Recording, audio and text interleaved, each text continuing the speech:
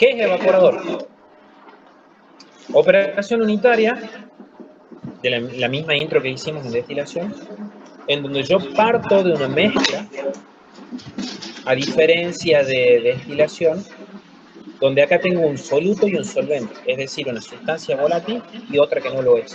O dicho de otra manera, hay una sustancia que tiene una presión de vapor muchísimo más grande en orden de magnitud que la otra. El solvente es el que tiene más presión de vapor. Bien, por eso es volátil. Seguramente deben haber visto el diagrama, no vamos a ahondar en cosas que a esta altura del partido son un poco redundantes y la otra hay que hacer economía de tiempo. Uno es un modelo de caja negra en el domo de un evaporador donde entra una corriente de alimentación, supongamos un puré de manzana, y el objetivo es producir mermelada de manzana. Traducido al castellano, el puré de manzana es una mezcla de sólido con mucha agua y la mermelada de manzanas es exactamente lo mismo, con la diferencia de que es como un poquito más sequita. ¿Qué se hizo ahí? Se evaporó gran parte del agua de esa pasta en forma de vapor vegetal, ¿sí? Para que salga ese producto. Obviamente ustedes me dirán tiene azúcar, otros aditivos, bueno, eso es otra historia. Pero básicamente esa es la idea principal. Hay como una separación en donde yo tengo mi mezcla inicial que es sólido más soluto más solvente y salgo hacia la corriente del producto con todos los sólidos y una parte del solvente y el resto del solvente sale en forma de vapor vegetal. Obviamente esa separación no es gratis ni de por casualidad, por lo que va a ser necesario hacer un estudio de transferencia de materia, transferencia de calor, esto y aquello, y que no me lo escucho. Como mencionado algo en los multiple choice más sencillos ayer, a diferencia de lo que nosotros hemos visto en fenómeno de transferencia, que ese era un tema que siempre entraba porque era el primer tema del segundo parcial, que era balance de masa, uno estudiaba evaporador en fenómenos, pero siempre estudiamos los casos ideales. Nosotros ahora, como vamos a trabajar con soluciones reales, ocurre un ejemplo tan sencillo como este. Si yo pongo una olla con agua arriba de una hornalla, sé que eso va a evaporarla al agua. Si yo voy a poner un termómetro en ese líquido, tengo la certeza de que esa agua hierve a 100 grados centígrados y el vapor que está saliendo, si le colocara una termocupla para medir su temperatura, también sale a 100 grados centígrados. Empecemos a estar totalmente convencidos de que ese vapor que sale de la olla, como el líquido que está en ebullición, siempre están a la misma temperatura.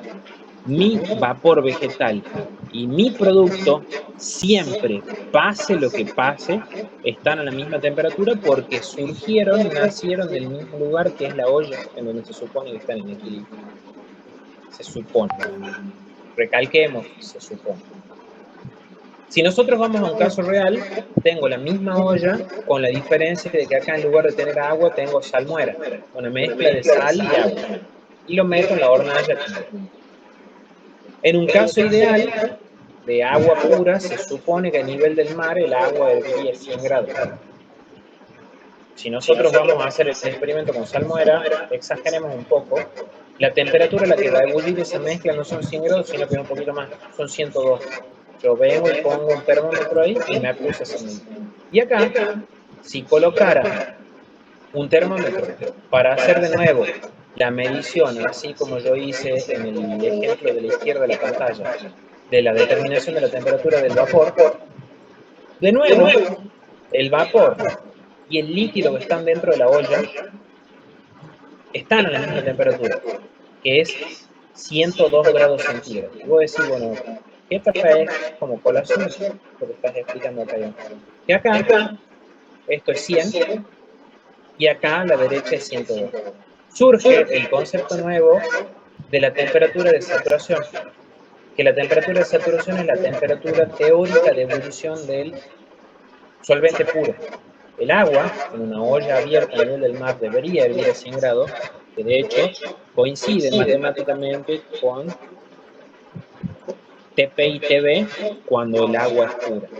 Acá vemos que claramente se nota que hay un incremento del punto de ebullición, un incremento del punto buloscópico de 2 grados centígrados, y eso es culpa justamente de tener una solución real. Propiedades coligativas, creo que no va al caso repetirlas como loro de algo que les explico a la cátedra, Pero siempre tienen que tener en cuenta una cosa. Cuando nosotros estamos en el caso ideal, a la izquierda de la pantalla, TP es igual a TB, que es igual a TSAT. Llueva, truene, caiga nieve, lo que sea. En el caso real, a la derecha, TP siempre es igual a TB, pero sin embargo acá ya no se cumple que sea igual a TSAT, sino que esas dos temperaturas van a ser igual a la temperatura de saturación más el IP, que el IP lo va a determinar seguramente Diori. No vamos a sacar ninguna bola de cristal, nada. Eso lo tenemos que tener súper claro. Y ahí viene el aporte de Iván. Uno cuando va a encarar un problema de evaporador, lo primero que tiene que hacer es darse cuenta en cuál de los dos escenarios está. Si es un caso ideal o si es un caso real.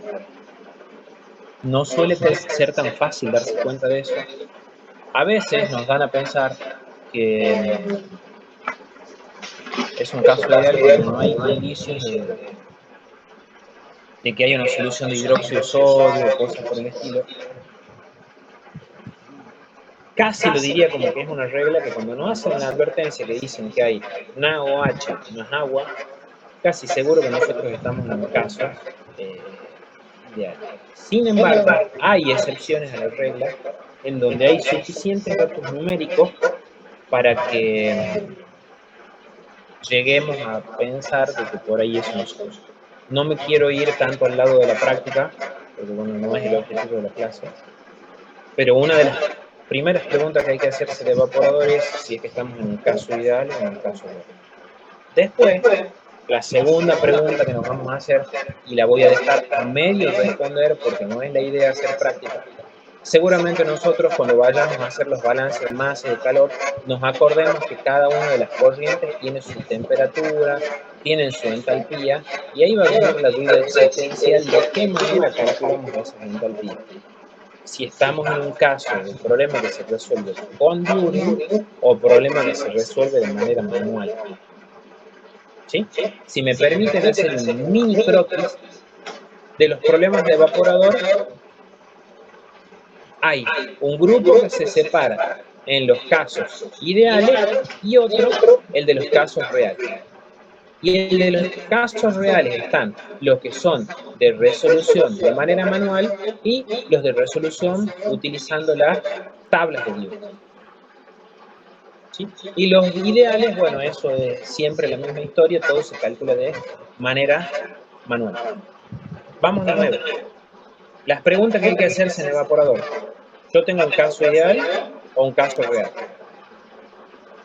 Y en caso de que sea un caso real, ¿cómo voy a calcular las entalpías? ¿A mano, sangre y sudor?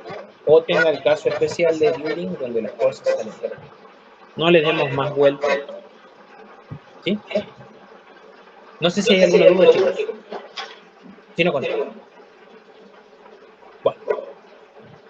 Seguramente me deben haber mostrado la gráfica y les cuento que siempre fue un dilema, un tema muy álgido de debate en la cátedra y sobre todo si ustedes manotean carpetas de gente que la puso hace mucho tiempo, hay una contradicción gigante entre qué es el vacío y qué es la presión de vacío. Bravo ya en Fenómeno estableció un criterio que sacó del libro, ¿cómo se llama? El Welty, para fijar una nomenclatura para llamar presión.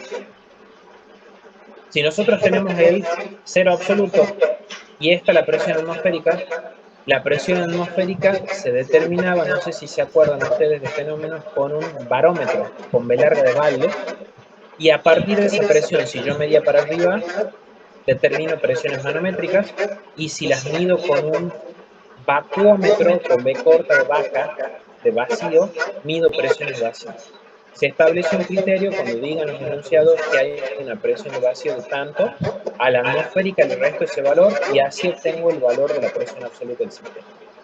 Si me dijeran el equipo tiene un vacío de tanto, esa ya es el valor, la unidad que vamos a tomar nosotros cuando vayamos a los cálculos.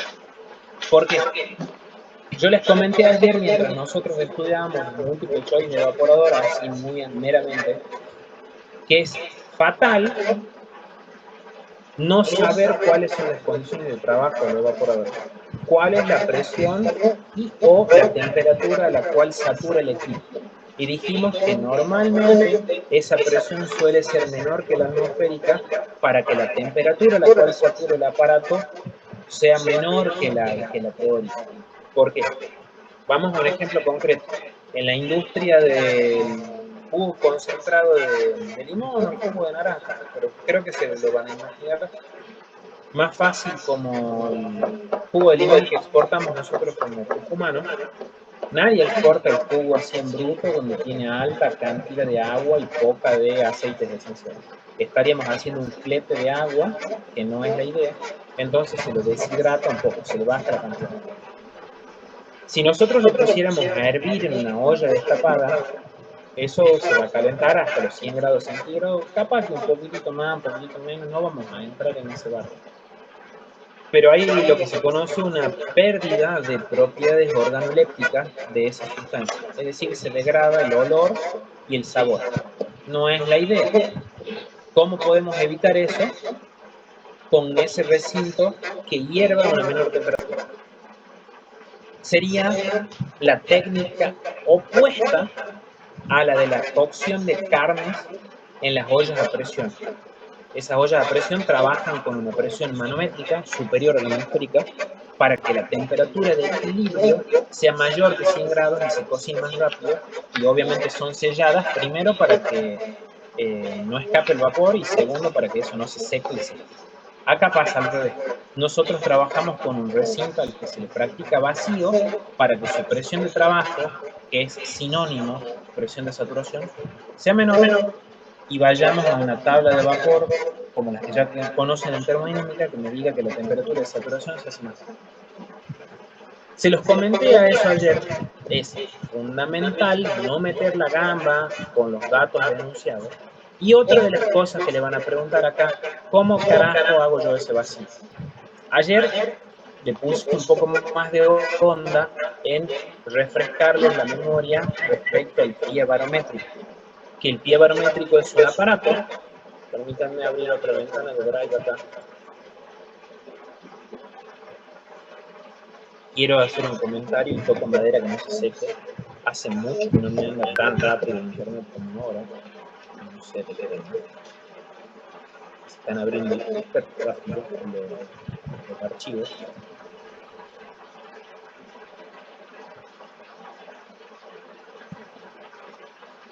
Quiero mostrarles el croquis, porque yo solamente se lo dije de manera verbal ayer. El pie barométrico es un artificio que nosotros utilizamos para tomar parte del vapor vegetal que sale de ese domo y lo enfriamos de golpe con una pulverización de agua fría. Acá está.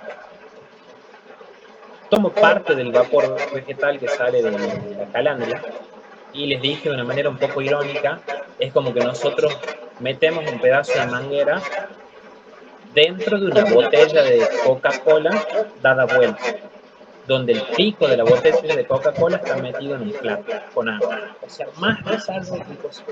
Pero mientras me entiendan, yo me doy por satisfecho. A esa botella de coca que yo le meto el vapor vegetal que sale de adentro del domo, que puede estar a temperatura de saturación, o quizás si hay incremento de punto higroscópico, una temperatura TP con P de pata, superior a la de saturación, dentro de esa botella dada vuelta, y yo le meto un chorrito de agua fría por arriba, ¿qué le va a pasar a ese vapor que está ahí? Se va a condensar y se va a transformar en líquido saturado. Ahí es donde ocurre la magia. Al transformarse el vapor al líquido saturado o tal vez líquido enfriado, lo importante es que el volumen específico molar cambia brutalmente. No sé si se acuerdan de física o de fundamento de química en general, que la relación de volumen molar de un mol de líquido a un mol de vapor es de 1 a 1670 la relación aproximadamente. Eso hace de que acá adentro se forme un vacío. Esa es la causa y la consecuencia es que esa botella chupe el líquido del platito y se forme una columna de altura, elemento diferencial de H, que surge de hacer el estudio de estática de fluidos, el cual no nos vamos a gastar en profundizarlo porque no es la idea, donde la presión de saturación o de trabajo dentro del equipo es la atmosférica menos ρ por G por la columna de líquido. Insisto, la columna de líquido es la consecuencia de la operación del pie barométrico.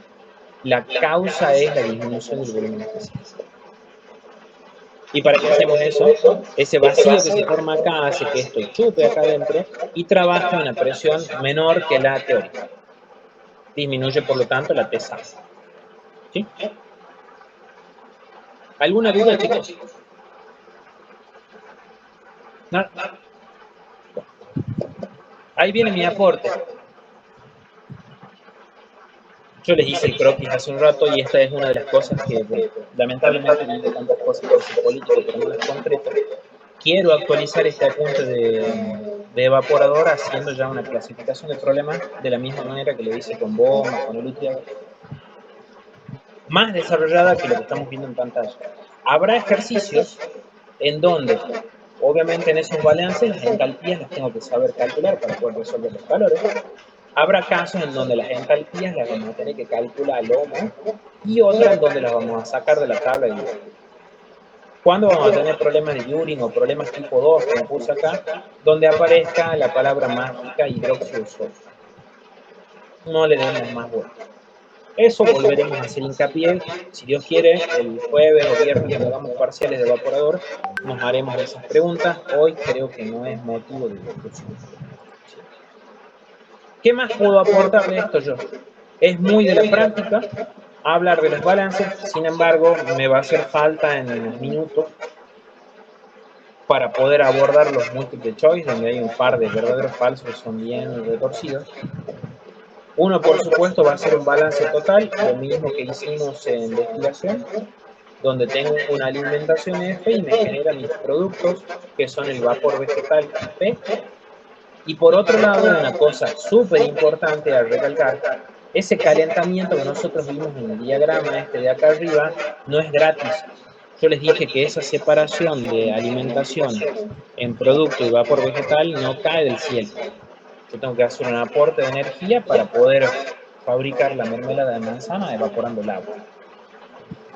En ese balance total me gusta a mí hacer un micro diagramita que se los voy a facilitar acá al costado del otro. Supongamos que tenemos un intercambiador de calor ahí.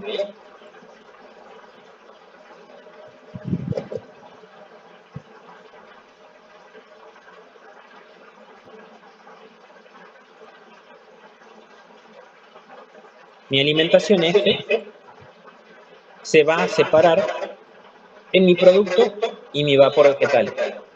Y nunca, jamás, hay que descolgarse de esta idea que el servicio de calefacción utilizado con el vapor S, que eventualmente se sale del volumen de control como un condensado de, lo que hace es ceder un calor útil.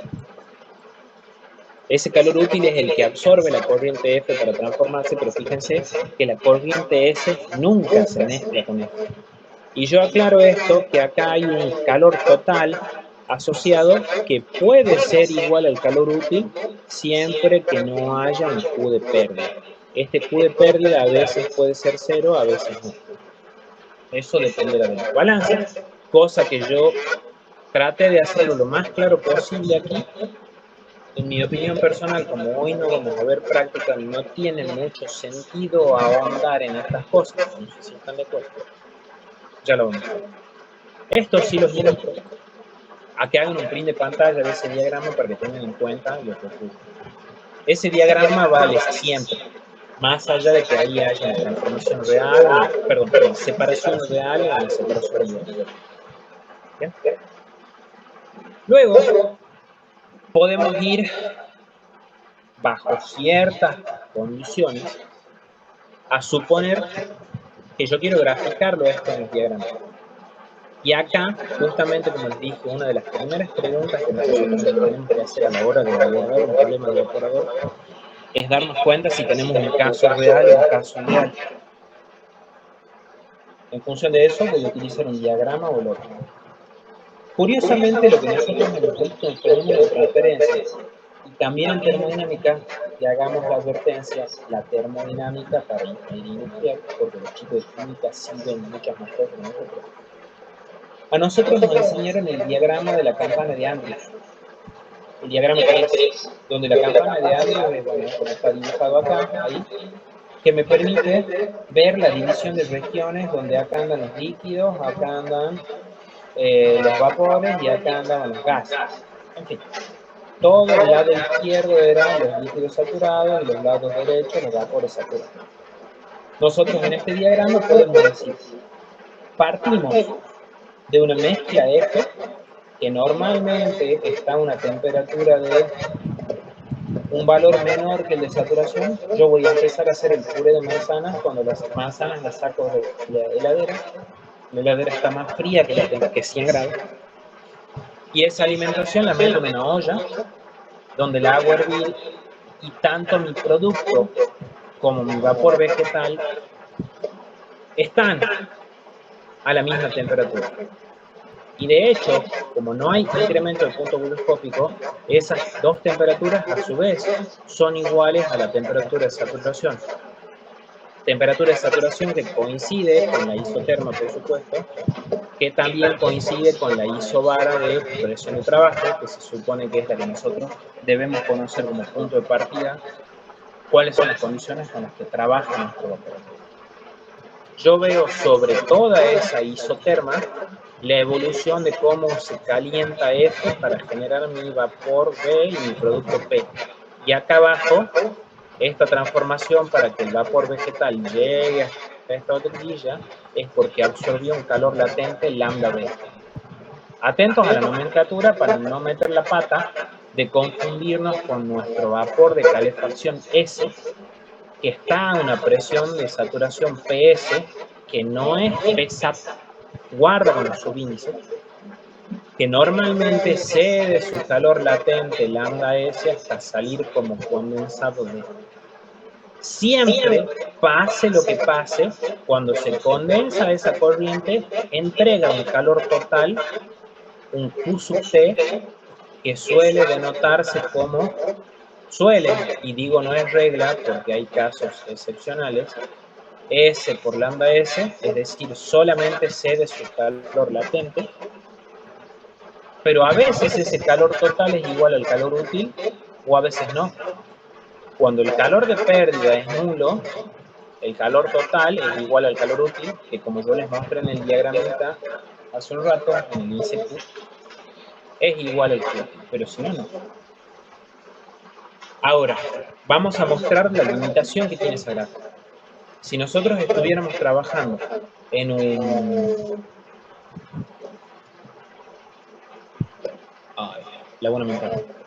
en un problema real, donde mi mezcla es un solvente y le agrego un soluto, no sé, supongamos que es sal, además del puré de manzana, o azúcar, creo que ahí son un poco más potables. Esa mezcla ya no me agancha, hierve a los 100 grados centígrados, va a hervir a 102. ¿Y qué va a pasar? Ahora sí, bueno, no pasa nada. Yo voy a marcar mi producto P a una temperatura TP, que se supone que probablemente sea igual a la temperatura del vapor vegetal, como ya hablamos en su momento, que siempre valía eso. Y mi vapor vegetal vive de este lado y mi producto P de este otro. Pero ahí va a pasar algo. Se supone que ese P y ese B viven sobre la misma isobara, es decir, que acá va a haber una presión P', que daría la sensación que es más grande que la presión de trabajo. Y ahí hay un problema. Eso está mal. Por eso, cuando yo les advertí que una de las primeras preguntas que hay que hacer cuando uno resuelve un problema de evaporador es tener en claro si hay incremento del punto glucópico. Cuando yo les dije, esta gráfica solamente me permite representar transformaciones ideales, no van a querer venir a graficar el producto P y el vapor vegetal acá, porque no se puede, porque acá hay IFE. Y esto sería inaceptable, ¿sí?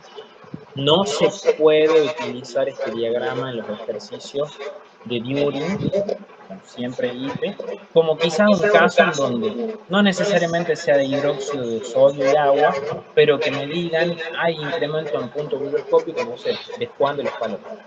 Me voy a tener que meter en la oreja este diagrama. No lo puedo usar. ¿Sí? ¿Qué voy a hacer? El gráfico que se conoce como perfil de temperatura. Ajá, y bueno, ¿cómo llego yo a esa conclusión? Este diagrama de acá, yo creo que no terminé de decir todo. Este vapor de calefacción S, que está a una presión PS, satura trabalengua a una temperatura TS, mientras que esta alimentación F llegará a un equilibrio por presión de trabajo y presión de vapor de por medio a una temperatura de saturación TSAT. La diferencia entre TS y TSAT es mi delta T útil cuando yo tengo casos ideales. Cuando yo tengo casos reales, en lugar de graficar, y atentos a las palabras, que mi delta de T teórico, que en su momento era TSAT, menos TS, que es mi techo, menos TSAT, que es mi piso, voy a tener que empezar a tener en cuenta esto. Aquí hay un incremento del punto microscópico, que es la diferencia entre TP igual a y TSAT, perdón, y recuerden que TP es siempre igual a TB, y ahí voy a ver mi IP como una porción perdida de mi delta T teórico que tenía antes, donde ahora mi verdadero valor de delta T útil, este segmento, es más chico que el que tenía antes. Primera advertencia seria, cuando nosotros empezamos a tener mezclas reales, mi fuerza impulsora es menor que la que en su momento aprendimos en termodinámica. Y ese talón de Aquiles se va a ir multiplicando a medida que nosotros agreguemos más etapas en el evaporador. Ya vamos a ver al final de la teoría de esto, una de las tantas técnicas que hay para aumentar la economía de un evaporador es la evaporación multiefecto. Y una de las preguntas de multiple choice más negreras de responder que hay es, menos mal que no se tiene que justificar, pero si tuviera que, sería un dolor de X, y en donde cada etapa del evaporador que yo vaya agregando va a ir perdiendo parte de su fuerza impulsora por culpa del IP. El IP es una traición.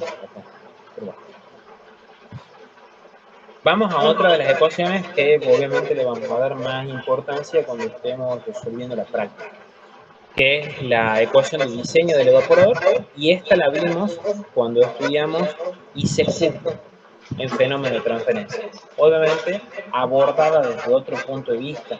El profesor Bravo nos enseñó, y esto quiero creer que se lo acuerdan, ese coeficiente global de transferencia U, cuando yo lo multiplicaba por A y lo reescribía de esta manera, era que en el denominador había puesto todas las resistencias a la transferencia de calor que involucraban resistencia por conducción de los tubos metálicos, de convección forzada en flujo interno, flujo externo, resistencia por incrustaciones, ¿sí?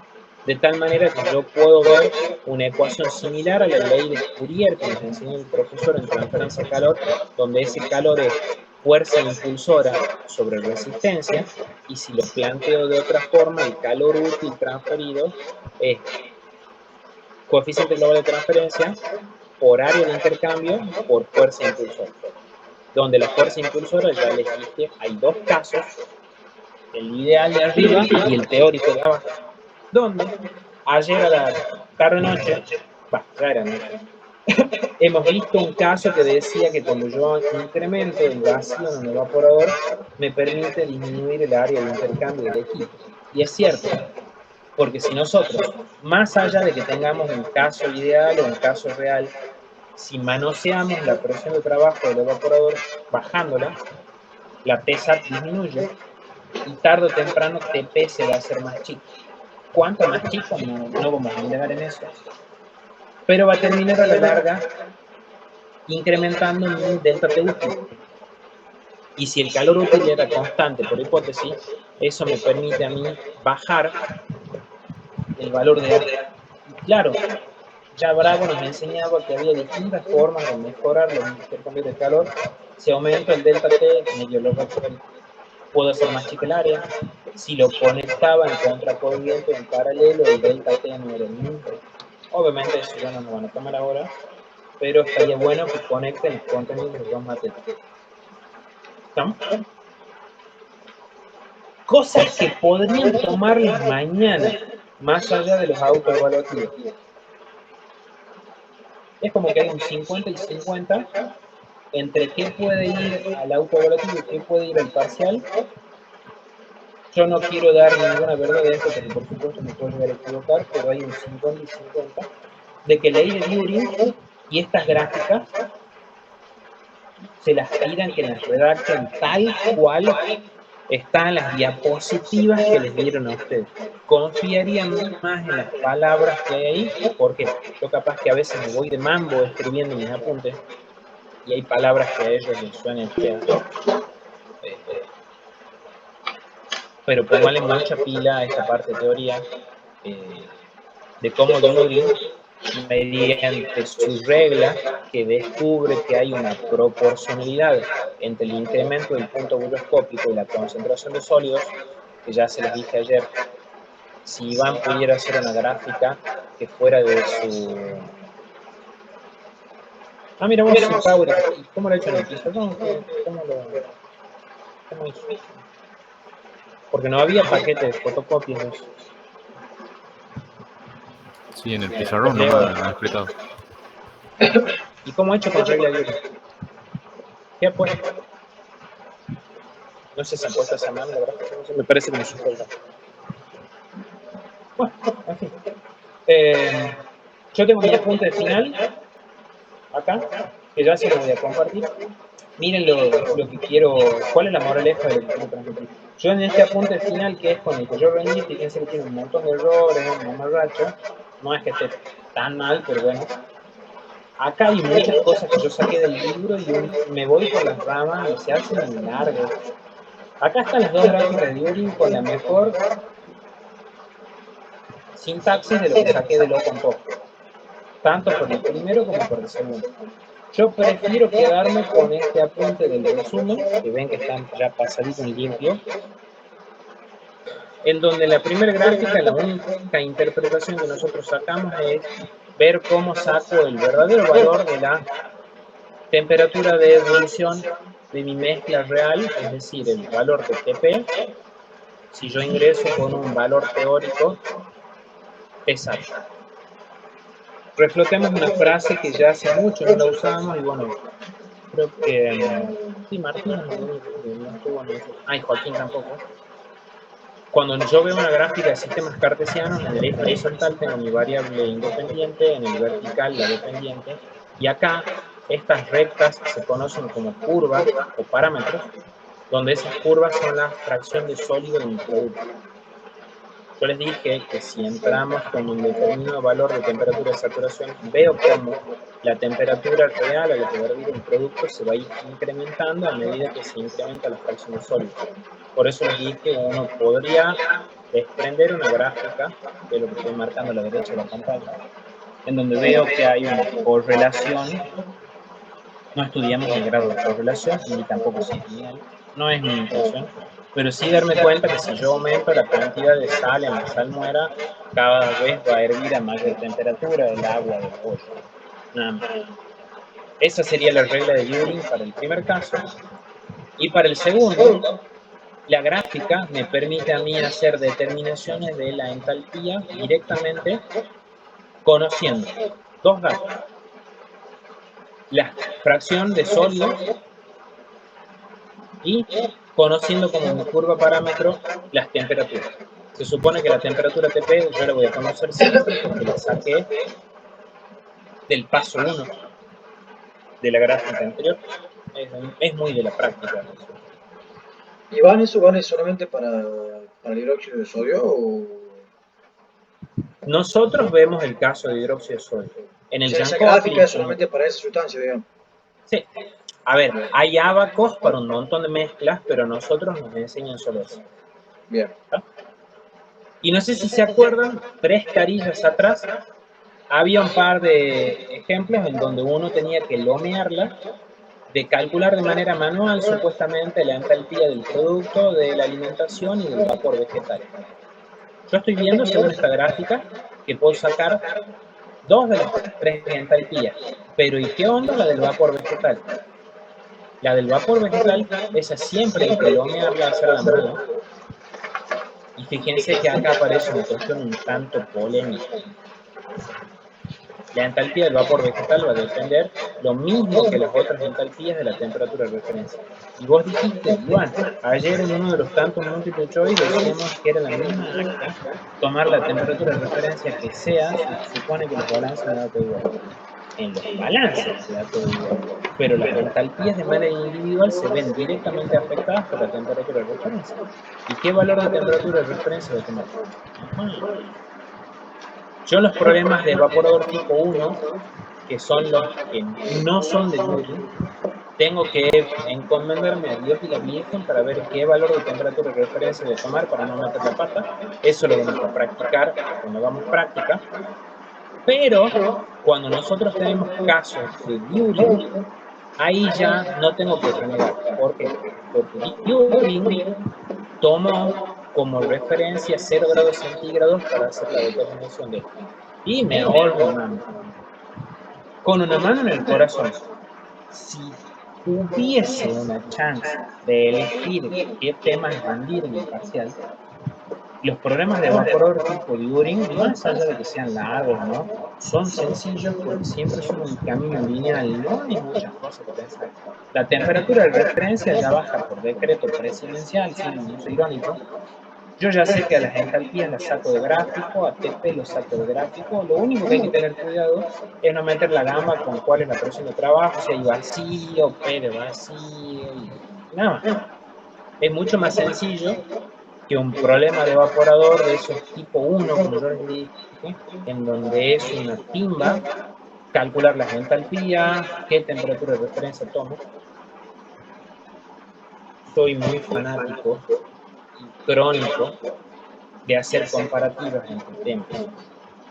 Recuerdan que en los parciales de equilibrio líquido-vapor, la enorme diferencia que hay entre tener el gráfico de la curva de saturación ploteado en el enunciado a tener que bosquejarlo y remarlo de manera manual. Bueno, acá es la misma historia. Cuando yo tengo un problema de Turing, tengo todas las cosas regaladas en los gráficos, pero si no, es un problema tipo 1, esos son un dolor de cabeza donde hay que hacer un montón de suposiciones que oportunamente le dominan. Toma un poquito de agua. De paso a ver si alguien confiesa, si hay alguna duda.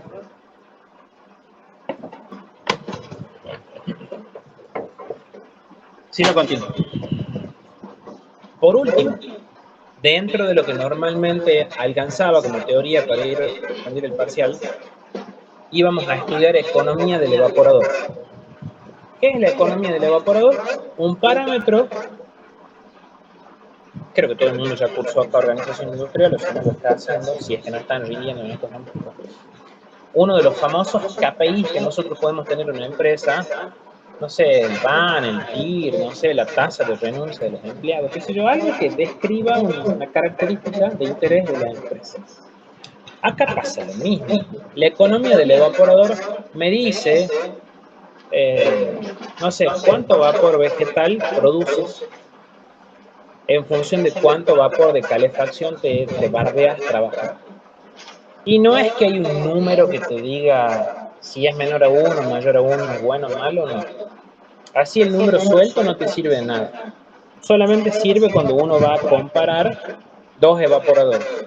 Y uno siempre va a buscar el evaporador que tenga mayor economía. También sería un ejemplo análogo al de la capacidad de un filtro, por lo tanto. Yo voy, no sé, a una casa de repuestos a querer comprar, no sé, un filtro, no sé, de lo que sea, y me ofrecen de 2 marcas distintas, pero resulta que obviamente no cuesta lo mismo, pero no sé, así como el filtro de aceite del auto o de aire no son del mismo tamaño, Se imaginarán que proporcional al tamaño del filtro es la cantidad de basura que puede absorber. Esa basura va a ser proporcional seguramente al volumen de torta húmeda que absorbe. No me dice nada a mí en un filtro cuánto es el valor de capacidad, pero sí me sirve entre dos filtros para comparar cuál me rinde más a mí. Acá la idea es la misma. Tratando ya de no irnos por las ramas. Así como nosotros buscamos la mayor capacidad en un filtro, en los evaporadores vamos a buscar que la economía sea lo mayor posible. No siempre vamos a poder manejar eso, porque nosotros en filtro manejamos la fuerza impulsora, el volumen de filtro final, o lo que sea.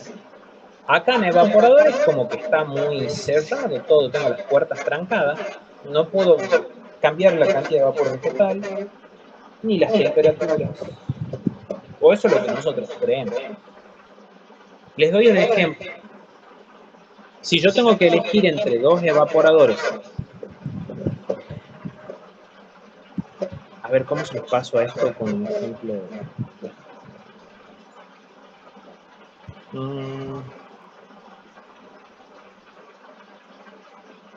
Tengo dos aparatos, dos máquinas que sirven para producir tomate seco. No sé si ustedes vieron que los tomates secos vienen como les pasa de higo, pasa de ciruela, que es un mecanismo de conservación de la comida. Esos equipos de secado son equipos eléctricos, por darles un contexto. Si yo tengo dos aparatos de esos que consumen la misma energía eléctrica mediante una resistencia, como si fuera una plancha, seguramente va a haber un aparato que sea más eficiente que el otro porque extrajo más agua uno que el otro. Lo que yo les quiero transmitir en este primer caso es que hay situaciones en donde el calor aportado, mi vapor de calefacción consumido, es el mismo y a mí me sirve, me resulta más rendidor económicamente, no es tanto comparativo, el aparato que extraiga más agua, que remueva mayor vapor vegetal. Caso totalmente antagónico, aunque numéricamente arroje lo mismo, es que yo busque la mayor economía, pero reduciendo el consumo auxiliar. Vamos a un contexto. Yo tengo una fábrica de mermelada de manzana. Y si tengo dos dedos de frente, se me va a cruzar por la cabeza aplicar control de calidad en el producto. Se supone que todas las mermeladas que yo haga deberían salir iguales. Ese es uno de los mandamientos principales de la empresa. Uno va a comprar una Coca-Cola, unas papas fritas Lay's, siempre son iguales. No vienen más quemadas, más secas, más dulces. Traducción en la fábrica de mermelada. Todas las mermeladas vienen con la misma fracción de sólido, la cantidad de vapor vegetal al remover no puede ser distinta. Los vapores vegetales son iguales. A mí me va a resultar más rendidor el aparato que haga mermelada que me gaste menos gas. Empecemos a afilar si es que hubiese alguna pregunta ponzoñosa, cómo enfocar la cuestión de la economía. Puede haber casos en donde cambia el numerador o casos en donde cambia el denominador. Nunca he visto en donde cambian todas la vez. Pero bueno, toquemos madera. Si llegara a ocurrir, a la larga tengo que hacer la comparativa B1 sobre S1 respecto a B2 sobre S2 y no hay más vuelta que dar. Pare carrito con este apunte. Resulta que uno puede hacer mejoras en el aparato. ¿Y por qué toco esto? Porque normalmente no caigo en estos apuntes de teoría que es prehistórica. Hay 3 o 4 multiple choice que yo ayer no estaba en condiciones de explicárselos porque no hemos visto esto. Uno puede mejorar la economía del evaporador haciendo dos cosas. Haciendo más chico el denominador o haciendo más grande el numerador. Sé que suena muy bizarro la manera de decirlo, pero es la verdad. Yo puedo mezquinar la cantidad de aporte de calor externo. ¿Cómo? No tengo idea. O la otra es exprimir hasta el último centavo de vapor vegetal que le podamos sacar al aparato con la cantidad de aporte externo de S constante. Y para eso hay tres técnicas. Dos para mezquinar S y una para exprimir todo lo que se pueda el vapor vegetal. Vamos a esos ejemplos. Una técnica para mezquinar la cantidad de vapor de calefacción a aportar es lo que se conoce como recompresión mecánica. ¿Qué se hace? Una parte del vapor vegetal producido, fíjense como acá yo hice una bifurcación, una parte del vapor vegetal, y lo voy a poner con otro color acá, la voy a acondicionar tanto en temperatura como en presión. La hago pasar por un intercambiador de calor y por un compresor. Compresor me hace acordar a que esa máquina en una de las plantas que a los fluidos gaseosos les aumenta la presión. Claro, eso es un compresor. Yo le aumento la presión y la temperatura de ese vapor vegetal para entreverarlo con un vapor de reposición, de tal manera que entra en un mezclador y de ese mezclador recién entra en la calandra. Fíjense cómo se supone que yo para hacer la separación de mi alimentación F en mi producto, en mi vapor vegetal, necesito una cantidad de calor útil que ya se las expliqué brevemente anoche como constante. Si ese calor útil es constante, el calor total de aporte que yo debería hacer también es constante. Lo que me va a decir que este vapor vivo, digamos la palabra creo que más adecuada, neto, que debe entrar acá, es siempre el mismo. Miren lo que estoy haciendo yo acá. Esto que normalmente yo lo iba a tirar a la basura por acá, lo estoy reciclando para mezclarlo con esta corriente de color naranja que es vapor de reposición para lograr el vapor neto que voy a meter. ¿Y qué me estoy dando cuenta? Que esta corriente que está acá es más chica que esta, porque esto que viene por acá como vapor recuperado hace que naranja más amarillo sea igual al gris. Listo. Ese vapor de calefacción S es más chico que el S', por lo tanto yo ya hice más chico el denominador y logré que mi economía aumente. Obviamente es todo subjetivo. Obviamente para yo poder hacer eso necesito hacer un acondicionamiento de ese vapor vegetal que está a menor presión y temperatura. Y eso cuesta una inversión en plata en equipo y además una inversión permanente en gastos, costos variables del trabajo del compresor y del calor que hay que meterle al ICQ.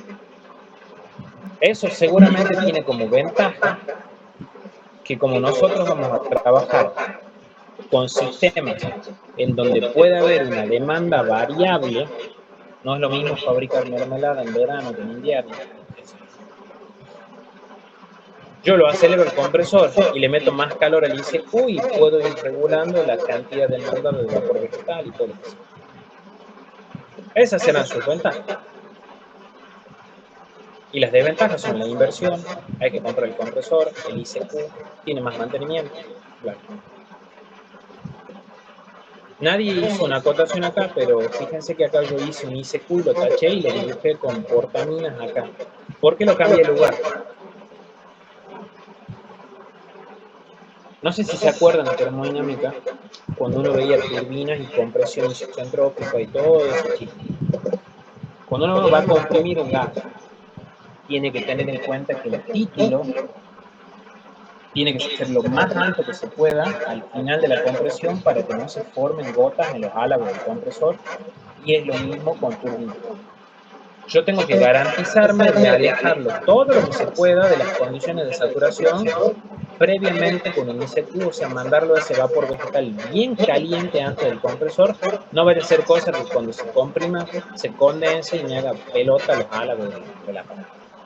Por eso va antes y no después. Con mucha honestidad. Yo no sé si esto se los estoy enseñando el cohete. Ustedes me dijeron que enseñaron en el pizarrón o evaporador. Y no sé por qué tengo el presentimiento de que muchas de estas cosas por casualidad salen. Iván, la profe lo ha puesto al intercambiador donde vos lo has tachado, digamos, en el dibujo que he hecho. Sí he explicado eso, digamos, pero lo ha puesto ahí en el lugar que supuestamente no va. Bien. Claramente no estaría de acuerdo. Podrían indagar el día que haya consulta de por qué hay y no antes. Yo ya les di los motivos por qué. Yo, de hecho, tenía termodinámica con el ingeniero Correa y siempre nos vivía puteando de esos detalles a la hora de hacer esto. Yo estoy, o sea, para mí no es cuestión de debate. Siempre el ICQ va ante el compresor. Pero bueno, consúltenle a la profesora si es que no sería mejor ponerlo. ¿Estamos? El otro artificio es recompresión mecánica. No sé cuánto habrá detallado la cátedra respecto a esto. La idea es más o menos parecida. Parte del vapor vegetal que nosotros íbamos a tirar a la basura, lo reciclamos y lo metemos adentro de una tobera. Tobera, alias el apellido bulinesco de un tubo de Venturi. Tubo de Venturi, ¿se acuerdan cuando nosotros teníamos una reducción violenta en la sección de pasaje de un tubo, de tal manera que ahí la velocidad aumentaba y la presión en ese punto disminuía? Claro, la presión en ese punto se equipara más o menos a la presión que trae el vapor vegetal y yo ahí puedo realizar el mezclado. Después vuelvo a ensancharla a esa tobera para que vuelva lo mejor que se pueda a la presión original y de ahí me mando de vuelta dentro del evaporador. Veamos que ese vapor S' que tiene que entrar al domo del evaporador siempre va a ser el mismo. Ese va a venir dado por la cantidad de calor total que yo debo realimentar a mi proceso. El chiste de la mejora de la economía es que ese vapor S que yo estoy viendo acá va a ser más chico que ese prima porque acá estoy reciclando parte del vapor. Puedo decir, a ciencia cierta la técnica es parecida. Parte del vapor vegetal siempre se lo ratonea, es como no come huevo para no tirar la cáscara de reciclarlo. El chiste que acá en la recompresión térmica, en lugar de compresor y ICQ, utilizo una tobera.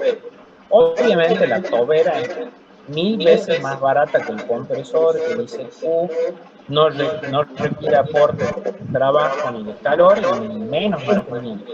El problema es que esa cosa produce una pérdida de carga.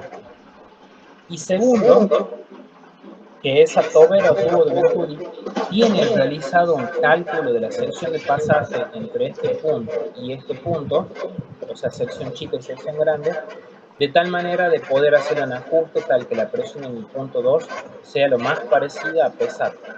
Si yo cambio el caudal que circula por ese tubo de Venturi, cambia la velocidad, cambia la presión y se me destartala todo. El problema más grande que tiene esto es que eso está hecho para un caudal másico en específico. Yo lo cambio y el tubo de Venturi ya no me sirve. Pero bueno, no se puede todo el tiempo. Y por último, el de evaporación multiefecto, no sé si les habrá enseñado los dos casos la cátedra. Hay evaporación multiefecto en avance paralelo o en contracorriente. Lo más en castellano que pueda darles. Yo tengo una familia, una escalerita de evaporadores uno detrás de otro, que cuando avanzo en paralelo, el producto de mi primera etapa es la alimentación de la segunda, el producto de la segunda es la alimentación de la tercera, el vapor vegetal de la primera es el servicio de calefacción de la segunda, el vapor vegetal de la segunda es el servicio de calefacción de la tercera, y así sucesivamente. Y algo no menos importante de nombrar acá, el pie barométrico, ese aparato que era la botella de la vuelta que me servía para hacer vacío, va enchufada en la última etapa. La última etapa es la que tiene menor presión de las tres. El otro caso de contracorriente es un poco más difícil de ver. Yo tengo mi primera etapa donde entra la corriente de alimentación por el final, bien, y el producto de mi última etapa con una bomba lo bombeo a la etapa anterior, o sea, el producto de la última etapa es la alimentación de la penúltima. El producto de la penúltima es la alimentación de la antepenúltima. Cambiemos el color acá. El vapor vegetal de la primera es el servicio de calefacción de la segunda, el vapor vegetal de la segunda y la calefacción de la tercera. Ah, ¿y quién calefacciona la primera? Bueno, ahí habrá un servicio de auxiliar baradísimo en el primer servicio, lo mismo que pasó en el de paralelo. Observen la diferencia terrible. Acá el pie barométrico va enchufado en la última etapa, por lo tanto yo para ir metiendo el producto en contracorriente necesito sí o sí bombas, porque la presión en el domo número 3 es menor que la del 2 y obviamente eso por circulación natural no puede ocurrir, cosa que en el caso en paralelo sí. ¿Cuándo se utiliza evaporación multiefecto? Cuando yo quiero concentraciones de sólido bastante altas. ¿Cuál es el mambo de todo esto? Cuando uno va a calcular la economía, hace un modelo de caja negra y dice la economía es B sobre S, donde el vapor vegetal es la suma total de cada uno de los vapores vegetales, pero voy a decir, qué hermoso, meto 433.000 etapas de evaporador, si yo soy rico y rico y tengo plata y ya está, obtengo un evaporador perfecto. El problema salta en algo que hemos visto hoy. Tengo dos gráficas que están estúpidamente repetidas, escrito de dos maneras distintas. Cuando uno va a graficar el perfil de temperaturas, creo que estarán viendo al kilómetro, que esto está aplicado a casos reales solamente. Cada etapa del evaporador tiene su IP correspondiente, porque cada IP ocurre a cada presión de trabajo de cada domo. Y yo lo estoy pintando esto con distintos colorcitos. Yo me estoy dando cuenta que en mi diferencia original, que era TS menos TSAT, mi alimentación primera y mi servicio de calefacción, o sea, virgen, sin sacar del envoltorio de la caja con la que lo compré del almacén, tienen un delta T útil teórico que es TS menos TSAT. El problema radica en que yo a medida que voy metiendo etapas, voy perdiendo un pedacito de fuerza impulsora por cada IP, por cada domo. Y eso me va frenando. Hay una pregunta en multiple choice que la vamos a ver en breve, donde dice la palabra: la evaporación multiefecto solo depende de la inversión económica, o sea, yo puedo meter 800 etapas si quiero, y la respuesta es que no. Yo también tengo un límite técnico donde se me acaba la fuerza impulsora por culpa de que los tipos me están traicionando. Se me acaba el delta T. ¿Sí? O así, bueno, el delta T no es cero porque esos pedacitos en color blanco nunca se llegan a tocar. Correcto. Pero sí deberías acordarte de la ecuación de diseño que si el delta T útil es cada vez más chiquitito, cada vez se te va a hacer más grande el área de intercambio, o sea, lo que vas a terminar ganando como economía lo vas a terminar perdiendo como inversión en el tamaño de los evaporadores. Obviamente esas cuestiones tan existenciales no le van a preguntar, pero necesitan estar en condiciones de saber eso para poder responder las preguntas. Toma un poquito de agua.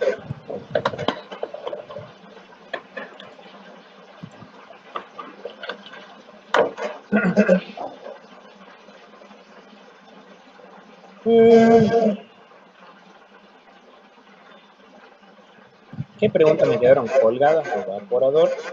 Bueno, las 5 las estábamos hablando recién.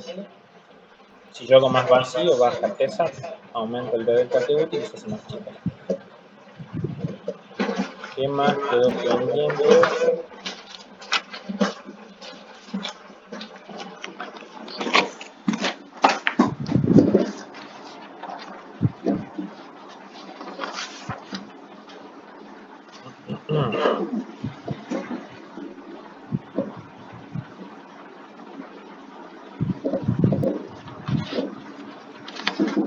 pasa? Creo que esta le hemos respondido que el incremento del punto glucópico no depende de la concentración de soluto y dijimos que era falso. Dale. ¿Dentro de cuánto, Iván? Dale.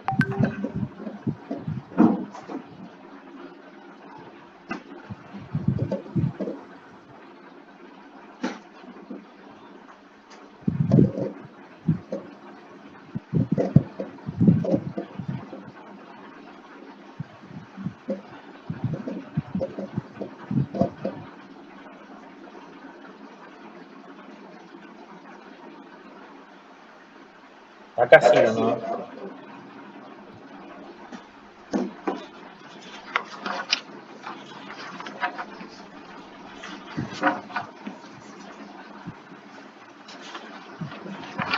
Ahí está, 80. La recompresión térmica sirve para aumentar la economía del evaporador con el uso de la tobera, que hace disminuir la presión de vapor del vapor calefaccionante. ¿Y por qué es falso? Nosotros acabamos de ver eso hace 3 minutos atrás, donde este midomo y nosotros reciclamos parte de ese vapor vegetal. Exageremos la existencia de la tobera.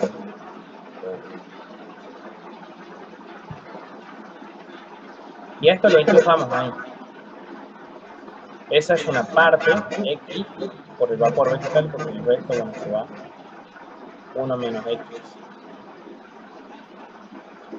por B, se va para el otro lado. ¿Qué hace la tobera?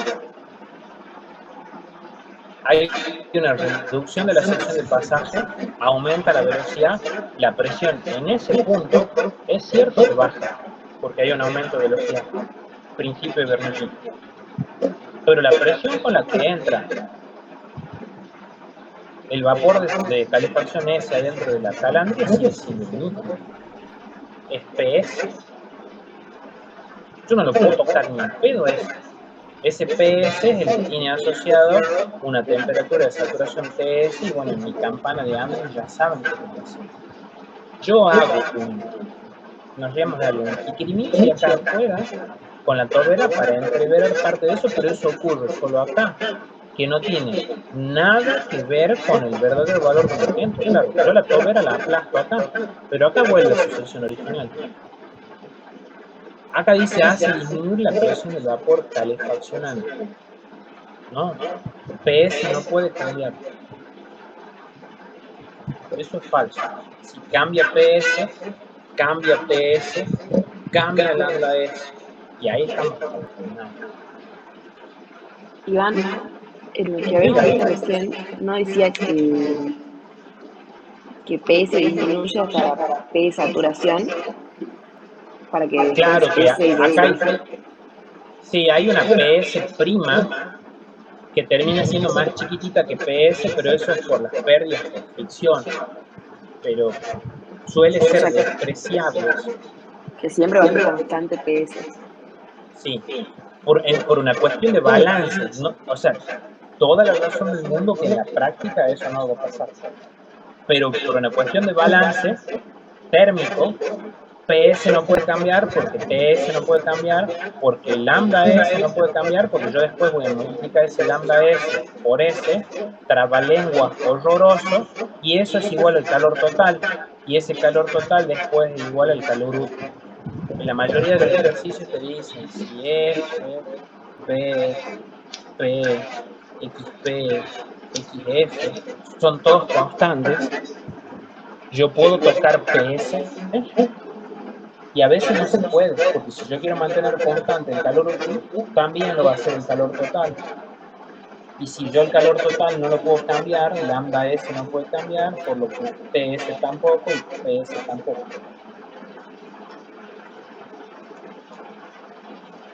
Justo está pegadita ahí la otra pregunta 81, creo que casi la respondí sin querer hace 5 minutos. Yo entiendo que esto ya es más filosofía que operaciones. La pregunta 81 dice, en el arreglo de N evaporadores multiefecto, la economía depende solo de los factores económicos. Nadie discute que influye económicamente, pero no depende solamente de eso. Yo tengo como limitante justamente la pérdida de fuerza impulsora por culpa del viento.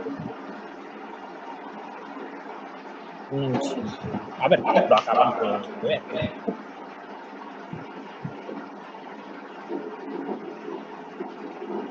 Después, a ver qué más quedaba acá. ¿Cómo es entonces, Iván? No depende solo del factor económico, sino de todo lo que acabamos de ver antes, digamos. Cuestiones técnicas, fuerza impulsora, Bien. que es el delta T.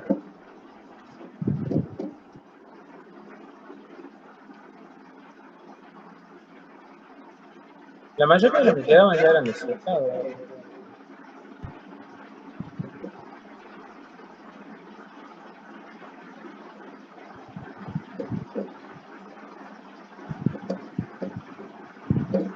Y la última. La operación de evaporación se aplica para soluciones o suspensiones donde la presión de vapor del solvente es mucho mayor que la del soluto. Claro, el solvente es volátil, es mucho mayor en orden de magnitud su presión de vapor que la del soluto no volátil, donde su presión de vapor es despreciable. Eso es verdad, dicho de otra manera. ¿Estamos? Así que, bueno, avance más rápido de lo que pensaba. Eso es toda la teoría y las preguntas de evaporador. Viene mi pregunta. Creo que es casi una respuesta automática, ya que estamos hace poco más de una hora en clase. ¿Les parece coherente hacer, aunque sea una parte de la teoría de secado ahora? O sea, yo soy realista que no la voy a poder terminar ahora. Y además me quedan las preguntas en múltiple choice de secado. Yo entiendo que es una cuestión un poco dudosa. No les han dado práctica. Le han enseñado medio decir mala teoría. Yo digo, ¿cuánta diferencia en esfuerzo hay entre estudiarse o no 10 preguntas más de verdadero o falso de secado? No vaya a ser cosas que la semana que viene se las pregunten y no me quieran matar a mí, se quieran cortar el pelo. Me gustaría ver las dos cosas a mí, la teoría de secado, resumida aunque sea, y las preguntas. No sé si están de acuerdo en ver un poco de eso. Yo sí, como prefieren los demás. En mi opinión personal, o sea, siempre hay que ir ganando tiempo. Enemigo de procrastinar, pero bueno, por ahí están cansados, quieren estudiar otra cosa, quieren dar prioridad, no sé, a lo que sea. Están en su derecho, pero yo no quiero decidir unilateralmente. Perdón, Iván, como dijiste, justo se me cortó, se me fue el wifi. De ver aunque sea una parte de teoría de secado. Ah, pero eso no va para mañana, ¿verdad? No va para mañana. A ver, como les digo, ya estamos sentados en la computadora, estamos en el Meet, estamos todos prendidos, quiero creer que más de uno está ahí atento. Yo sé que esto no va para mañana, pero ir ganando tiempo, cosa que la próxima clase virtual que metamos, no sé cuándo, ya tengamos visto gran parte de esto y me dé margen a terminar de contestar el multiple choice, porque hay como 10 preguntas de verdadero o falso secado, que no vayan a ser cosas que se tomen el viernes que viene. A lo que yo voy, a lo que apelo, cuánto más es lo que hay que ver para ver todo, me parece que no vale la pena mezquinarse. Eso es lo que digo. Pero bueno, no sé. Ustedes digan. Bueno, ya uno dijo que sí, el resto, como dice, el que calla otorga. Yo la ley de mínimo esfuerzo acá no la voy a aplicar. Sigamos. ¿Qué es secado? Último tema de la materia, última operación unitaria que vamos a ver. Proceso en el cual yo tengo una sustancia inicial, una mezcla de un soluto y un solvente,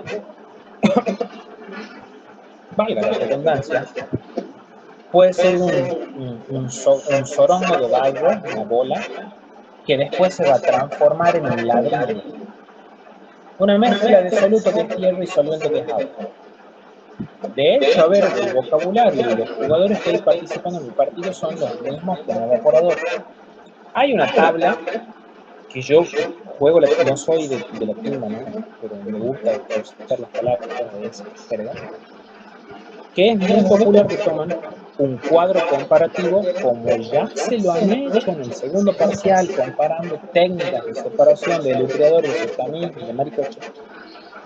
Evaporador, yo tengo una mezcla de soluto y solvente, donde hay mucho solvente, puré de manzana chorreando de agua. Y al final yo hago una extracción donde obtengo el puré de manzana, que si bien tiene menos agua, sigue teniendo una cantidad importante, y hay un chorro, una chimenea de agua pura en forma de vapor vegetal que sale mucho. Acá en secado vuelve a aparecer el mismo dúo soluto-solvente, que es el ladrillo crudo, donde la proporción entre soluto y solvente es muy distinta. Es una pelota de barro que tendrá un 5% de agua y yo la bajo al 1%. Nosotros en evaporador tenemos el puré de manzana que tiene un 90% de agua, y cuando lo hago mermelada tiene el 30% de agua. O sea, es una desproporción muy grande entre agua y sólidos en el evaporador respecto a lo que hay que hacer. Muy probablemente los mecanismos con los cuales se produzcan los balances, las separaciones sean distintos, y de hecho la respuesta es elocuente. No tienen nada que ver, a pesar de que sean las mismas cosas. Yo parto de una bola de barro que tiene mucho soluto y poco solvente, y después del secado quiero que esa bola de barro esté crocante, con mucho sólido y ya prácticamente nada de solvente o de humedad. ¿Y dónde corno va a parar entonces esa agua que la saqué de ahí? Va a parar un medio secante.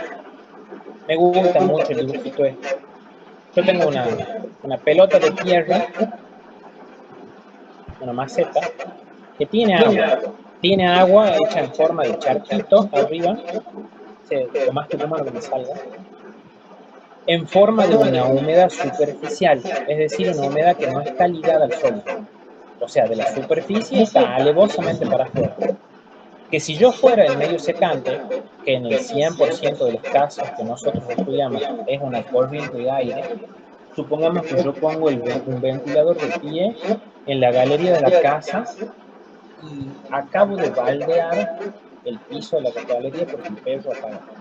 Y no paso el aragán. No paso el aragán para que quede lo más alevoso posible, de que si yo voy así volando, siendo yo el aire, no veo baldosas mojadas, veo charcos. Ahí es donde todavía se verifica la gran mentira del equilibrio líquido-vapor. Vapor de agua en el aire y un charco. Ni enterado que abajo del charco hay un sólido. Muy probablemente cuando yo esté retirando esa humedad superficial o no ligada, esté por detrás muchos de los discursos de Raúl y Dalton de presión parcial. Después que yo remueva toda esa humedad superficial, razón por la cual quien fabricó el aragán se hizo millonario, se dio cuenta que yo para secar el piso primero tengo que pasar el aragán para remover todas esas lagunas de agua y después le paso el tractor. Porque si no seco primero esa parte, nunca voy a secar la humedad que hay debajo. La humedad presente en las grietas de las baldosas del piso, la que hay metida en los agujeritos, en los poros, o la que está a nivel molecular. Obviamente cada uno deliberará la existencia y la proporción de cada uno de ellos. Si uno estrictamente va a los libros, uno va a ir removiendo de una manera no negociable la humedad en ese orden. Yo primero tengo que sacar la humedad superficial, después se secan las fisuras, después los poros, después los poros. Carolina lo dijo el año pasado, lo cual me parece correcto. A los fines simplificatorios, nosotros vamos a tener en cuenta esta y esta, porque estas otras dos son impredecibles. Apenas. En ese mecanismo de transferencia de solvente, que es lo que se evapora, sale esa humedad, más allá de que sea ligada al sólido que está en su interior o no ligada que está en su superficie, esa humedad va a ir a parar al medio secante. Y ahí seguramente se va a verificar un fenómeno de transferencia de masa Y esa transferencia en masa no esperarán a creer en los Reyes Magos, que es gratis. Esa evaporación se produce porque hay una transferencia de energía. También, ¿de quién con quién? Y bueno, evidentemente, si hay entre comillas, evaporación, hay un calor latente que entregar, que muy probablemente se sacrifique el sólido enfriándose un poco para poder entregar eso. Y vamos a ver que hay varias condiciones que se tienen que cumplir para que se dé el secado. Una es que el aire esté más seco que el aire esté más seco que el sólido, y a su vez que tenga algo de energía como para poder absorber ese secado. Y viene algo como comentario de cultura general, grandes respectos por las ramas, pero está bueno saberlo. El cuerpo humano tiene la capacidad de regulación de la temperatura justamente por sudoración, que viene el caso. Un día como hoy, como estos precisos instantes en el que la humedad del aire es terrible, pasa que uno de los parámetros característicos del medio secante, que es la humedad relativa, que seguramente lo deben haber escuchado muchas veces, que es la capacidad de absorción de humedad que tiene el aire, es tan alta que esto tiene la puerta cerrada para absorber humedad. Por lo tanto, esa humedad que tengo yo en la piel del cuerpo no la puedo eliminar, y por eso cuando está así fiero como ahora uno anda pegajoso entero, porque por más que uno transpire, la transpiración no se te seca. Y ese mecanismo de regulación de temperatura se basa en bajar la temperatura del cuerpo, entregando esa energía a esas moléculas de humedad que pasan al aire. Cuando el aire no puede absorber más porque está hipersaturado, el aire está muy húmedo, nosotros ya no podemos, o sea, por más que estemos chorreando, transpirando, la humedad no se seca y el cuerpo pierde esa capacidad de adaptación por temperatura, y por eso nos sentimos mal. Está bueno saberlo eso, aunque parezca descolgado. Aquí acabamos de descubrir ahí dos cosas sin querer. Para que se pueda secar, primero el medio secante tiene que tener la capacidad de absorber, o sea, no puede estar totalmente saturado. Ya vamos a verlo cómo se parametriza eso con la humedad relativa. Y segundo, que supongamos que esto no esté saturado, esto tiene que tener un gradiente de humedad entre este punto y este otro, cosa que hay un delta. Ya lo vimos nosotros en fenómeno de transferencia, cuando veíamos transferencia de masa, la ley de Fick. Había un movimiento molecular de una zona de mayor concentración a una de menor concentración, pero 30 gramos. Y para que eso además se vea, tiene que haber, aunque sea una mísera diferencia de temperatura entre los dos. Son tres hipótesis que yo pondría la cabeza bajo la guillotina, pero ustedes que las pueden tomar en teoría. ¿Cuáles son las tres condiciones básicas para que se verifique el secado? Primero, que el aire no esté saturado. Segundo, que haya una diferencia de temperatura. Y tercero, que haya una diferencia de humedad. Y no se diga más. Evidentemente, yo para poder cuantificar eso necesito conocer cómo se parametriza cada uno de los dos equipos que participan en ese partido. Uno, las características del medio secante, cómo cornos se describen, va a tener una humedad asociada, que es la relativa, y tiene unas unidades que no tienen nada que ver con las que se parametriza el sólido a secar, que es la humedad en base seca. Pero nada que ver una cosa con otra. ¿Okay? Describamos brevemente el medio secante. Yo los dije hace un rato, y es una de las cosas que se estudia normalmente en meteorología. La humedad relativa del aire es un número adimensional que varía entre 0 y 1 o entre 0 y 100%, es el cociente de la presión parcial que tiene el vapor vegetal sobre la mezcla de gases que hay en el medio. Ustedes saben que la atmósfera, según niveles estadísticos promedio, tiene un 79% de nitrógeno, un 21% de oxígeno y otro 0,1 de valles para atrás. Esa es la proporción del aire seco. Les voy a avisar. Ese aire seco solamente existe en la imaginación. porque si no, no habría nubes en ningún lado del mundo. El aire húmedo es la suma de aire seco más vapor de agua. La humedad relativa va a ser un cociente de la presión parcial de ese vapor de agua respecto a la presión de saturación o presión total del sistema. Y ese número varía entre 0 y 100%. Si el aire fuera perfectamente seco, la humedad relativa es 0. Si el aire estuviera 100% saturado, que es la condición que se descubrió sin querer cuando uno ve que está por llover, es que la presión del sistema es igual a la presión de vapor de agua. Y eso nos hace reflexionar por qué llueve. Justamente cuando la presión de vapor de agua alcanza la presión del sistema, es decir, la humedad del 100%, es como que colapsa esa molécula de vapor de agua que hay flotando en el aire, se pega con la molécula de vapor de la par y empiezan a tener un tamaño suficiente de tal manera que precipitan como si fuera dinámica de partículas en la gota. Y así empieza a llover. No entremos tanto en ese mambo. El aire va a estar saturado cuando la humedad relativa sea 1, y que esté saturado implica que ya no puede absorber más humedad.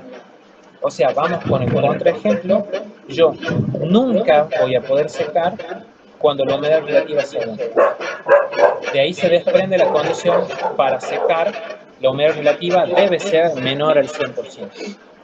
Después vamos a enunciar la segunda y la tercera condición, que son: a pesar de que no esté saturado, el aire tiene que estar más seco que lo que yo quiero secar, y a su vez debe estar más caliente que lo que yo quiero secar para que se seque.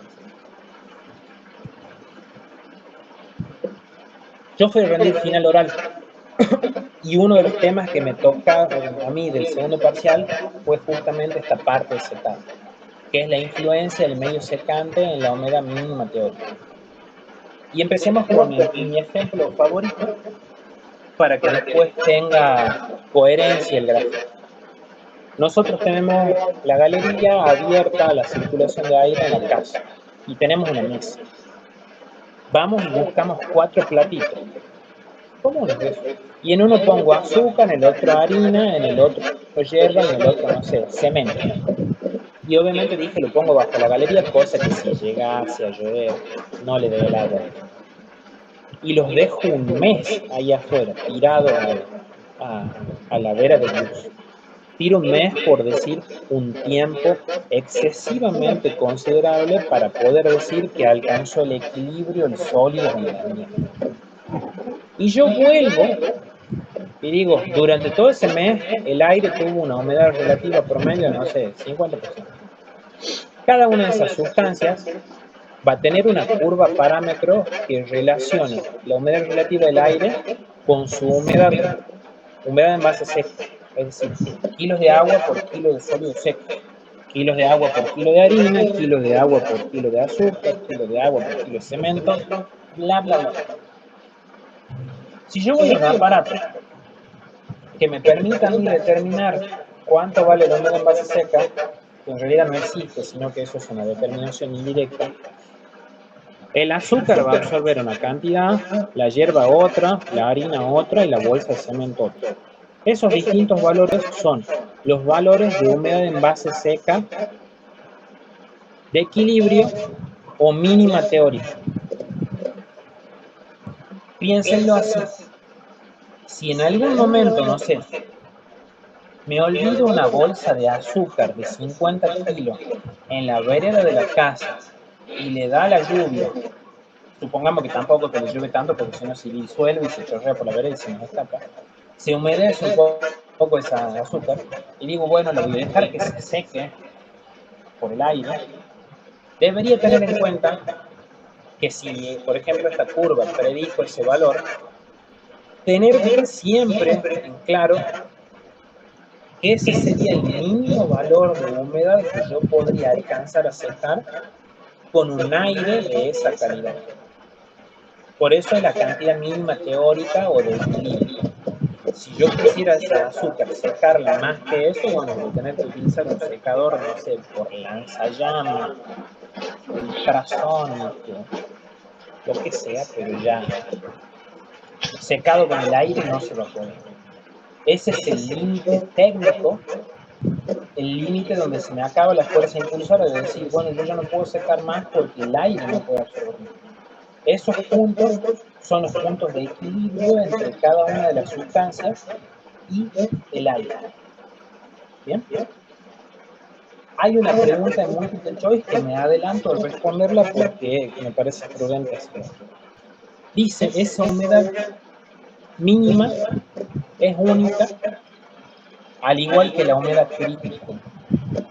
Ya vamos a ver en unos minutos que la humedad crítica es la humedad que diferencia el umbral entre la del periodo de velocidad decreciente y el periodo de velocidad constante. Valga la redundancia, el periodo en el cual yo, por ejemplo, estoy regando un pedazo de madera y lo riego así como con un spray echándole fósforo. Y la madera absorbe porque es porosa, pero llega un punto en el que le echo tanta agua que deja de absorber y empieza a chorrear por arriba del nivel de superficie del suelo. Ahí es donde descubro yo que la humedad crítica es ese valor de humedad donde ya no puede absorber más y todo lo que yo le agregue pasa a ser humedad externa o no ligada. Ese multiple choice dice que esta de equilibrio es única y la crítica es única. Y la respuesta es falso. La humedad mínima teórica o de equilibrio sí es única porque es propia de cada par de sustancias sólido, medio secante, pero la crítica, además de depender de eso, depende del estado en el cual esté el sólido. Voy a decir qué complicado es, y les doy un ejemplo. Pueden cuestionar mis métodos, pero no es posible.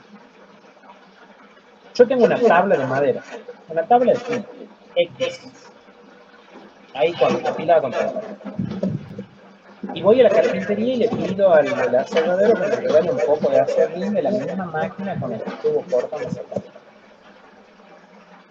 La moraleja sería que el aserrín ese que yo junté en una bolsita es el mismo sólido que la tabla, nada más que está físicamente presentado en otra morfología, en otro tamaño de grano, como nos enseñaron en ciencia de los materiales. Pero sería muy razonable de parte nuestra pensar que la cantidad de agua que puede absorber cada uno, échale una taza de agua a la tabla y fíjate qué pasa. Seguro que va a absorber algo del agua que yo le largue ahí de un baldazo. Pero gran parte seguramente va a chorrear y va a caer al piso cuando lo haga. Junta esa misma cantidad de aserrín que tenías en una bolsita y échale la taza de agua. Capaz que la termine absorbiendo toda el agua. ¿Por qué? Por la manera en que se distribuye la humedad. Conclusión. La humedad crítica no es un valor único, si bien depende del dúo solvente, sólido a secar y medio secante, también depende de la morfología del sólido. Mientras que la humedad mínima teórica o la de envase seca de equilibrio es así. Por suerte no hace falta justificarlo eso y no les hacen hincapié ahora. En su momento sí nos preguntaban esas cosas cuando nos emprendieron. Gozan al menos de esa ventaja. Hablemos de unidades. Yo entiendo que hoy en día ya la práctica de secado quedó en un segundo plano. El 90% de los problemas de secado parametrizaba las condiciones en humedad en base seca. Humedad en base seca es expresar la humedad del sólido como kilos de agua sobre kilo de sólido húmedo. A ver, sólido húmedo es el sólido más el agua y el agua. Obviamente no nos vamos a gastar nada gancho en deducir de dónde sale esta comparación. Lo único que quiero advertir es que la humedad en base seca se denota con esta letra como cursiva, X chiquita, y la humedad en base seca es la X palita. La diferencia entre una y otra está en que el denominador, el de arriba es húmedo y el de abajo es seco. Y en el de abajo, obviamente, los kilos de agua no cortan y pinchan, y yo puedo transformar de humedad en base húmeda a humedad en base seca en un parpadeo con cualquiera de esas ecuaciones. No tiene ningún sentido del mundo ponernos a hacer catarsis de eso ahora porque la práctica de secado no entra ni siquiera el parcial, pero quiero que sepan de la existencia. Es como describir, no sé, como leer el diario en español y en inglés. Es la misma porquería dicho de también. Más teoría de humedades. Creo haberlo dicho ya verbalmente, decía en el dibujo de hace un rato. La humedad en base seca de equilibrio, o la mínima humedad teórica, normalmente denotada como humedad en base seca, X palito asterisco, es el límite de transferencia de materia y depende del material y de la temperatura. La humedad libre, que ya es un concepto más meramente en la práctica, es el valor numérico de la máxima humedad que yo le puedo remover al sólido, es decir, desde donde estoy hasta la de equilibrio. Y si yo lo viera en un gráfico, por ejemplo, yo estoy en este punto con una humedad en base seca inicial de no sé tanto, y estoy parado obviamente sobre una curva que de repente en un punto se hizo asintótico desde acá. Ya vamos a descubrir eso en unos minutos o quizás en la clase que sigue, que eso es lo que se conoce como humedad crítica, que es la que les dije, separa unívocamente la humedad ligada de la no ligada. Yo tengo una tabla parada contra la pared y le estoy entrando a regar así con un aerosol. Si yo le sigo metiendo agua, llega un punto en el cual el sólido ya no puede absorber más y empieza a chorrear la tabla en su superficie, porque ya no puede absorber más y esa humedad no ligada, como no puede sostenerse un charco arriba de una tabla inclinada, empieza a transpirar. El concepto de humedad crítica es un concepto de humedad que absorbe el sólido hasta donde llega un punto en el que no puede absorber más en su interior y empieza a depositarse en su superficie. Puede haber casos en donde la humedad inicial que yo quiero tomar como cálculo caiga antes o después. Lo que yo quiero acotar acá es que la humedad libre va a ser siempre la diferencia entre mi punto de partida y mi límite teórico. El límite teórico era la humedad en base seca de equilibrio, la humedad mínima posible que nos dije en el gráfico, ese de las 4 sustancias en función de la humedad crítica. No creo que les pidan tanto como esto. Sí, definiciones muy breves como humedad libre, como les digo, es la máxima diferencia técnica posible que yo le puedo aplicar a un sólido. ¿Sí? De ahí en más, dentro de las cosas que yo les pido, por favor, no pueden presentarse a rendir sin saberlo. Esto lo vamos a estudiar un poquito antes del evaluativo. Una es la curva del parcial, la curva del ensayo de secado, que no sé si alguien me puede desbullar con cuánta profundidad vieron esto, de hacer un ensayo de un sólido que se va secando, colocado arriba de una balanza, y voy viendo cómo varía el peso de ese sólido húmedo en función del tiempo de secado. Y yo puedo hacer distintas gráficas. Una con una ordenada al origen A3, una con una ordenada al origen A2, una con una ordenada al origen A1. Esta es una de las cosas que para mí poca pueden ir en la teoría del parcial, porque es lo que hay que escribir y desarrollar, y no tanto mañana. No lo sé. También, como les dije, yo no sé qué les enseñaron de secado, hasta dónde llegaron con esto. Pero estadísticamente es una de las cosas que más tomaban en teoría y estaría bueno que lo vean.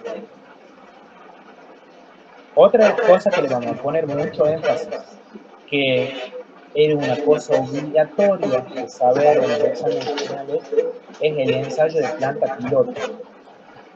No sé tampoco hasta dónde han profundizado en su momento con esto, pero si no se lo aprenden para mañana, como que estaría bueno ya sí o sí sabérselo para el viernes que viene.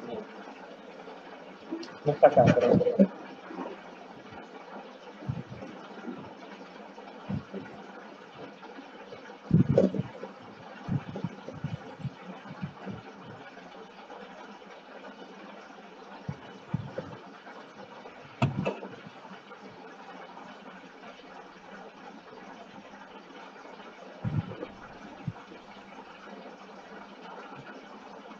Ya se carga esto en un minuto.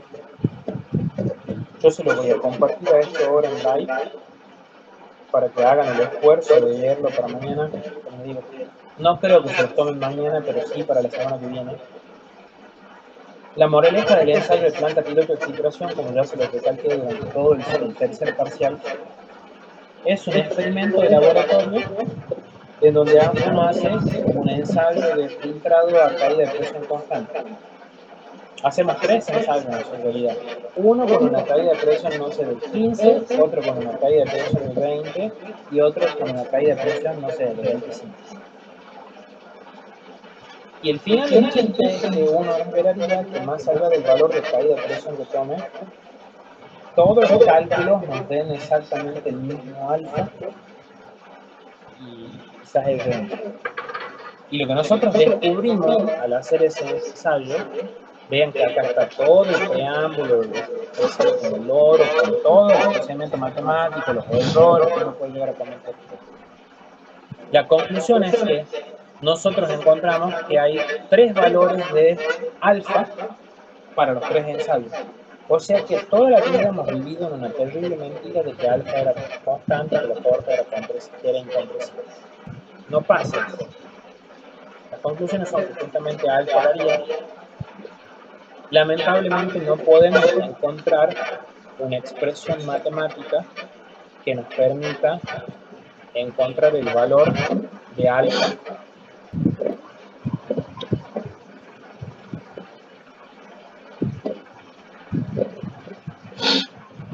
Esto ven los chicos de química.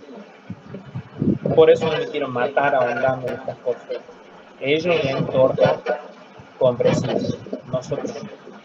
La moraleja del ensayo de planta piloto es que uno luego de hacer sucesivos ensayos de filtración a caída de presión constante descubrimos que alfa no resultó ser el mismo. Obviamente medimos área, medimos concentración, medimos tiempo, volumen filtrado, toda la mariposa. Y lo que despejamos es alfa. Eso sí les pediría, échenle una leidita, aunque sea muy básica para mañana.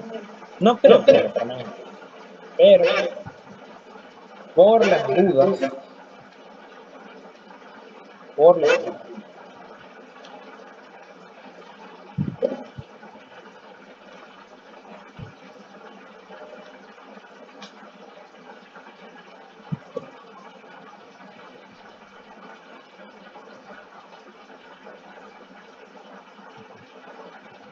ahí está el filtrado.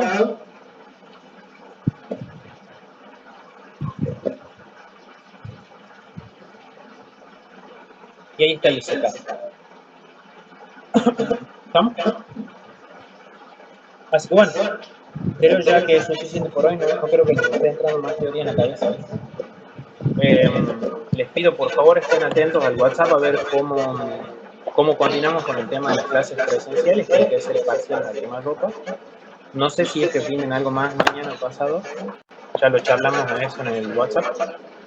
Y bueno, todo lo que queda hasta que rinden el parcial es presencial, excepto una clase que, bueno, habrá que negociar cuándo es, para terminar de ver el pedacito de teoría de secado y los verdaderos falsos de secado que quedan. Y, bueno, eventual consulta. ¿Sí? Así que les pido, por favor, estén atentos a cuando manejemos eso en el WhatsApp. Y, bueno, si hay que hacer cambios, tengamos cierto margen de tiempo y no hay ¿no? Dale, vamos. Por lo pronto, Iván, mañana hay clases. No sé, puede ser. ¿Qué sería? ¿Sabes cuál es el bardo de mañana? ¿Cómo? El bardo es que si nosotros metemos presencial mañana, todos se desocupan muy tarde de trabajar. Yo por ahí iba a proponer de meter la otra clase virtual de mañana. Todo el mundo se desocupa mañana después de las 18:30.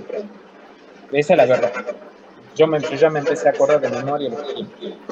Y ir hasta el aula tan tarde y que las chicas salgan de noche, por ahí yo siempre soy medio reacio por el tema del choreo y todas esas cosas. Por ahí preferiría meter lo que falta de teoría mañana y vernos ya presencial el viernes, vernos presencial el martes. Así. No sé, mi opinión. Sí, sigamos, sí, va, está bueno. Ya sí terminamos de ver la teoría mañana.